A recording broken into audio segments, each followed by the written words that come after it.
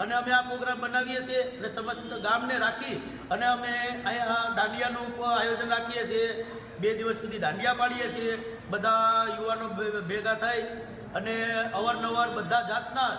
વેશ બનાવે સાથે બધું સમસ્ત ગામ લઈ અને અમે આ પરંપરા પહેલેથી નિભાવીએ છીએ અને અત્યાર સુધી અમે આ પરંપરા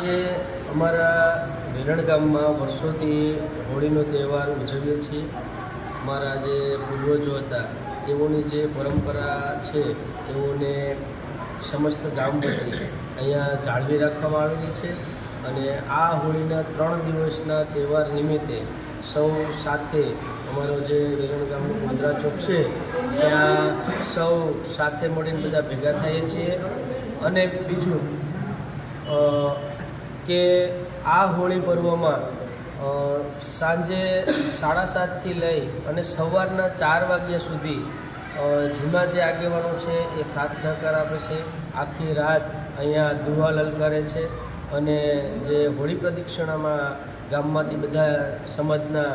જે પોતાના દીકરાને હોળી પ્રદક્ષિણા કરવા માટે આવે છે। ખૂબ જ સારો એવો સહયોગ રહે છે આ તહેવારમાં। વેલણ ગામના તમામ સમાજના તમામ આગેવાનો દ્વારા સહકાર આપવામાં આવે છે। ત્યારબાદ બીજા દિવસે વેલણ ગામમાં ઘેર પ્રથા ચાલુ છે, તો જે ઘેર નીકળે છે તો આખા ગામમાં ફરી અને એ સરસ મજાનું ઘેર પ્રથાને જાળવી રાખેલી છે। બીજું વધુમાં કે વર્ષોથી જે પારંપરિક રવાડી જે હોય છે તો જે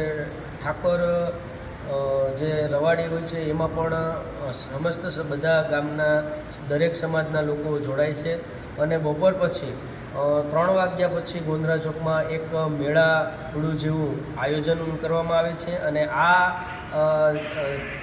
ધૂળેટીના દિવસે અહીંયા ગામમાંથી તમામ સમાજના લોકો દાંડિયા રાસ રમે છે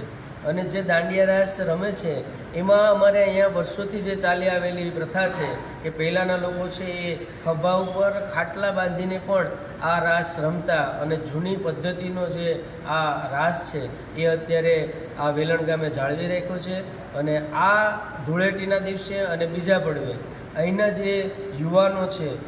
વડીલો છે એ અલગ અલગ વેશભૂષામાં આવે છે। કોઈ સ્ત્રીનું વેશ ધરે છે, કોઈ ડ્રેસ પહેરીને આવે છે, કોઈ સાડી પહેરીને આવે છે, કોઈ જૂનવાણી પહેરવેશમાં